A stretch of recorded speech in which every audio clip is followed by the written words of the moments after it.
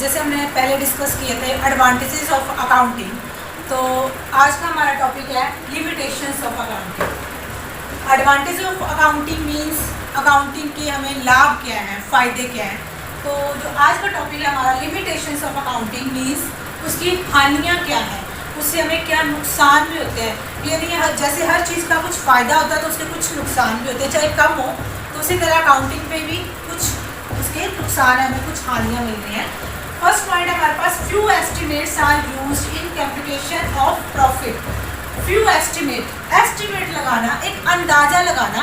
कब हम अंदाज़ा लगाते हैं? जब हम कैलकुलेट करते हैं प्रॉफिट को।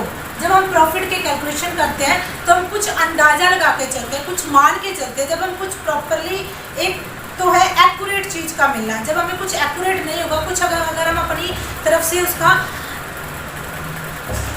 एस्टिमेट लगाएंगे, उसका अंदाज़ा लगाएंगे, तो उसका जो प्रॉपर आंसर है वो हमें नहीं मिल पाएगा। यही एक इसकी लिमिटेशन है। जैसे for example like calculation of depreciation on the basis of estimated useful life. अब डेप्रिसिएशन क्या होता है? डेप्रिसिएशन है घिसावट, किसी चीज़ की घिसावट। जैसे हमारी मशीनरी है, हमने 10 लाख की खरीदी है, तो हम मान के चलते हैं कि हमारी मशीनरी 10 साल चलेगी। मान के चले कि 10 साल चलेगी, तो उसकी 1 साल की डेप्रिसिएशन क्या हुई? 1 लाख रुपया। 10 लाख की मशीनरी 10 साल चलेगी, तो उसकी 1 साल की जो डेप्रिसिएशन है, 1 साल की जो घिसावट है, वो है 1 लाख रुपया। पर ये हमने सिर्फ एस्टिमेट लगाया कि वो 10 साल चलेगी, पर वो ज़रूरी नहीं है 10 साल चलेगी। वो 8 साल भी चल सकती है, 12 साल भी चल सकती है, 15 साल भी चल सकती है। 10 लाख की हमने मशीनरी ली है, तो हम एक एस्टिमेट लगा के चलते हैं, इसीलिए ये क्या इसकी लिमिटेशन है। नेक्स्ट है हमारे पास बैलेंस शीट शोज WDV। जो हमारी बैलेंस शीट है, जिससे हमें कंपनी की फाइनेंशियल पोजीशन का पता चलता है, वो WDV लेके चलता है return down value. Return down value means cost less depreciation. Means क्या है इसका? कॉस्ट लेस डेप्रिसिएशन, जिसमें कॉस्ट नहीं है। रिटर्न डाउन वैल्यू जो हमने एक बार लिख दी, जो कॉस्ट उसमें हमारी डेप्रिसिएशन में कॉस्ट उसकी नहीं लगाई गई है, उसको हम लेके चलते हैं। बट जो नॉट करंट मार्केट प्राइस, जो हमारा मार्केट का करंट प्राइस है, उसको हम नहीं लेते।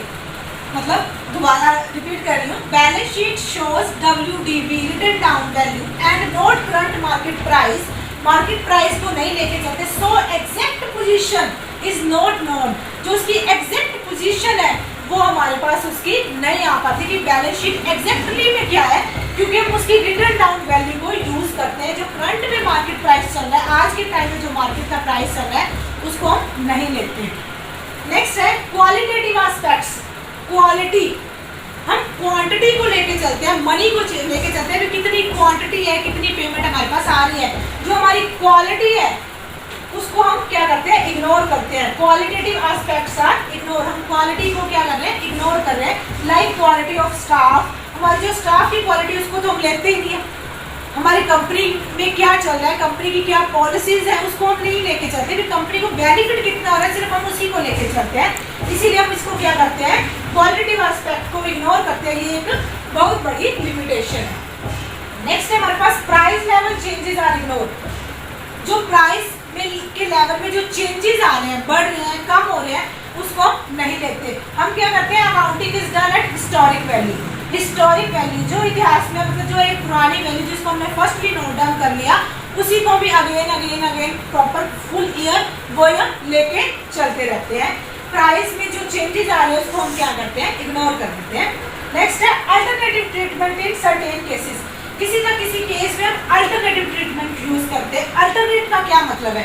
एक अल्टरनेट लेना, मतलब अगर मुझे पेन चाहिए तो मैं उसकी जगह पेंसिल यूज कर रही हूँ, मुझे ब्लू पेन चाहिए तो मैं ब्लैक पेन यूज कर रही हूँ। अब हम अकाउंटिंग में किस चीज़ का अल्टरनेट लेते हैं? जैसे डेप्रिसिएशन, हम घिसावट मान ली, इतने दिन चलेगा, इतने साल चलेगा। दूसरा इन्वेंट्री वैल्यूएशन। इन्वेंट्री हमारा स्टॉक, हम स्टॉक की वैल्यू मान के चलते हैं। हमारा स्टॉक है 15 दिन चलेगा, 16 दिन चलेगा, पर वो 6 दिन में हमारा खत्म हो जाता है। तो एक हम इसमें अल्टरनेट यूज़ कर लेते हैं। हम जिस कंपनी से माल मंगवा रहे हैं, अच्छी कंपनी का मंगवा रहे हैं, अच्छी क्वालिटी का मंगवा रहे हैं, तो वो अगर कंपनी 2 दिन कहती है कि हमें हमारे पास स्टॉक नहीं पड़ा है, तो हम किसी और अल्टरनेट कंपनी से अपना माल मंगवा लेते हैं, तो हम अल्टरनेट को यूज़ करते हैं, तो उससे हमारी जो क्वालिटी है उसमें क्या हो जाता है, फ़र्क आ जाता है। तो ये भी एक इसकी क्या है, लिमिटेशन है। रिवाइज करते हो स्टूडेंट्स, लिमिटेशन ऑफ अकाउंटिंग, हम कुछ एस्टिमेट लगाते हैं अपने प्रॉफिट को कैलकुलेशन करते हुए, जैसे हम depreciation on the basis of estimated useful life, एक मशीनरी की कितनी यूजफुल लाइफ है उसके रिगार्डिंग हम अपने डेप्रिसिएशन को मान के चलते हैं भी कितना उसका डेप्रिसिएशन होगा, पर एग्जैक्टली क्या होता है उसके बारे में हमें प्रॉपरली पता नहीं होता। Balance sheet shows WDV, balance sheet written down value को शो कराती है, उसका करंट मार्केट प्राइस है उसके बारे में नहीं बताती, इसीलिए हमें इसकी एग्जैक्ट पोजीशन के बारे में पता नहीं चल पाता। क्वालिटेटिव एस्पेक्ट्स, जो क्वालिटी के एस्पेक्ट्स है, जो क्वालिटीज़ है हमारी कंपनी की, हमारे स्टाफ की, हमारी मशीनरी की, उसको हम क्या करते हैं, इग्नोर करते हैं। नेक्स्ट है price level changes are ignore, जो हमारे प्राइस के लेवल है उसको भी हम क्या कर रहे हैं, इग्नोर कर रहे हैं। Alternative treatment in certain cases, किसी ना किसी केसेस में हम अल्टरनेटिव ट्रीटमेंट, एक अलग चीज़ को हम क्या करें, यूज़ करें।